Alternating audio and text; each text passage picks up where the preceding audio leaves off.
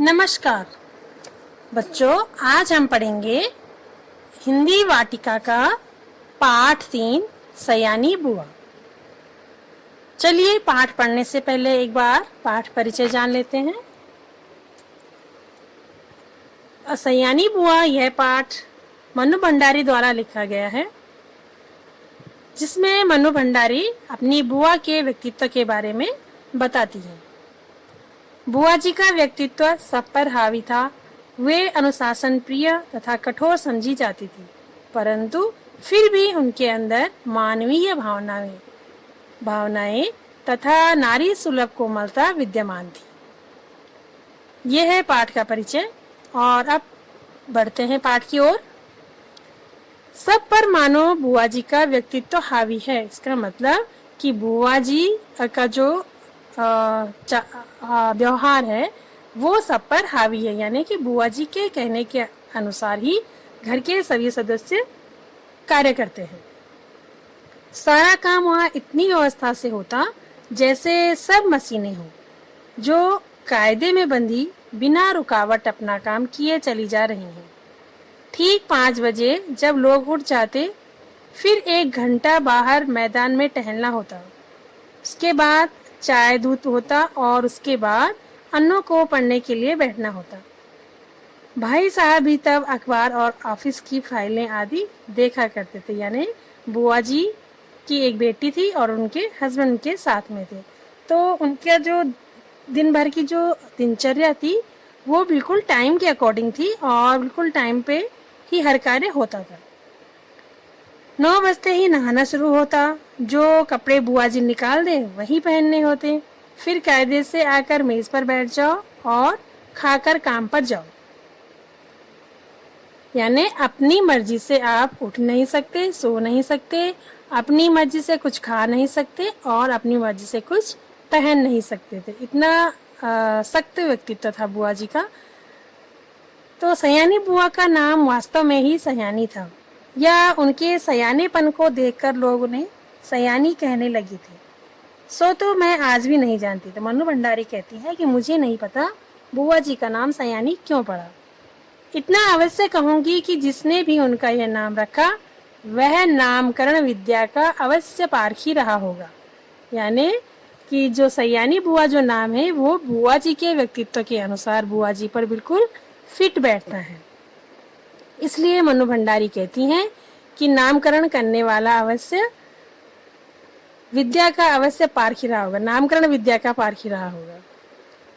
बचपन में ही वे समय की जितनी पाबंद थी, अपना सामान संभाल कर रखने में जितनी पटु थी और व्यवस्था भी जितना कायल थी, उसे देखकर चकित हो जाना पड़ता था। यानी जो मनु भंडारी थी वो अपने जीवन में भी उसी तरह से हर चीजों को अपनाती थी। यानी समय की पाबंद थी, अपने लिए भी वो समय की बहुत पाबंद थी, अपनी चीज़ों को संभाल कर रखती थी और हर कार्य को व्यवस्थित तरीके से करती थी बचपन से ही। उसे देखकर चकित हो जाते थे लोग। कहते हैं कि जो पेंसिल वे एक बार खरीदती थी तब तक इतनी छोटी न हो जाए कि उसकी पकड़ में भी न आए, तब तक उससे काम लेती थी। और क्या मजाल कि वह कभी खो जाए या बार बार नोक टूटकर समय से पहले ही समाप्त हो जाए। जो रबड़ उन्होंने 4ठी कक्षा में खरीदी थी उसे 9वीं कक्षा में आकर समाप्त किया। बच्चों, क्या आप सोच सकते हैं, क्या आप ऐसा कर सकते हैं? 4ठी कक्षा की जो रबड़ है उसे आप 9वीं कक्षा तक चला सकते हैं, संभाल कर रख सकते हैं? नहीं ना। आप लोग तो बिल्कुल भी अपनी चीजें संभाल कर नहीं रखते हैं, लेकिन बुआ जी अपनी चीजें बहुत संभाल कर रखती थी और एक पेंसिल को तब तक नहीं छोड़ती थी जब तक वह हाथ के पकड़ से बाहर न हो। और आप लोग एक पेंसिल आज खरीदते हैं, उसे खो देते हैं, फिर दूसरी खरीद लेते हैं। तो इस तरह का बिहेवियर जो था बुआ जी को बिल्कुल पसंद नहीं था। उम्र के साथ साथ उनकी आवश्यकता से अधिक चतुराई भी प्रौढ़ता धारण करती गई। यानी कि जैसे जैसे उनकी उम्र बढ़ती गई वैसे वैसे वे और ज्यादा समझदार और चालाक होती गई।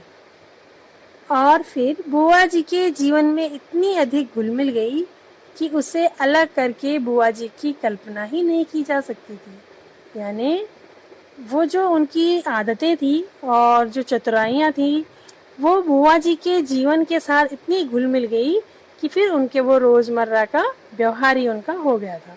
उनसे वो अलग नहीं रह सकती थी। यानी कोई चीज़ अव्यवस्थित रखी हो तो उन्हें बिल्कुल बर्दाश्त नहीं होती थी। उनकी एक एक बात पिताजी हम लोगों के सामने उदाहरण के रूप में रखते थे।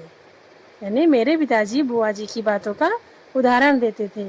आपके भी बड़े पेरेंट्स आपके सामने उदाहरण देते हैं ना। देखो अपने उस दोस्त को देखो, वो कैसे अपनी चीज़ें संभाल के रखता है, कैसे उसकी किताबें फटी हुई नहीं है और आपकी फटी हुई हैं। इसी प्रकार से उनके पिताजी उन्हें उदाहरण देते थे कि तुम्हारी बुआ तो इस तरह से रहती थी, ठीक है। जिसे और उन उदाहरणों को सुनकर वो कहती हैं कि हम सभी खैर मनाया करते थे कि भगवान करे कि वे ससुराल में ही रहा करें, वरना हम जैसे अस्त व्यस्त और अव्यवस्थित जनों का तो जीना ही हराम हो जाएगा। क्या कहती हैं मन्नू भंडारी जब अपनी बुआ के बारे में अपने पिताजी से सुनती हैं तो वो कहती हैं कि बुआ भगवान करे बुआ जी ससुराल में ही रहें और यहाँ हमारे साथ ना आए, क्योंकि हमारा जो रहन सहन है वो अस्त व्यस्त है। हम अपनी चीज़ें संभाल के नहीं रखते हैं, अस्त व्यस्त करके यहाँ वहाँ छोड़ देते हैं। अव्यवस्थित है हमारा घर का माहौल, और ऐसे में अगर बुआ जी आ गई तो वो हमारा जीना हराम कर देंगी, यानी हमें डांट लगाएंगी। तो इसलिए मन्नू भंडारी चाहती हैं कि उनकी बुआ ससुराल में ही रहे, मायके ना आए। तो यहाँ तक तो बच्चों हमने पढ़ा पाठ। आपने इस पाठ को पढ़ना है। इससे पहले एक और छोटा सा पाठ दिया हुआ है, ईश्वर चंद विद्यासागर। तो ईश्वर चंद विद्यासागर जी जो समाज सुधारक हैं थे, इनके बारे में आपने स्वयं पढ़ना है।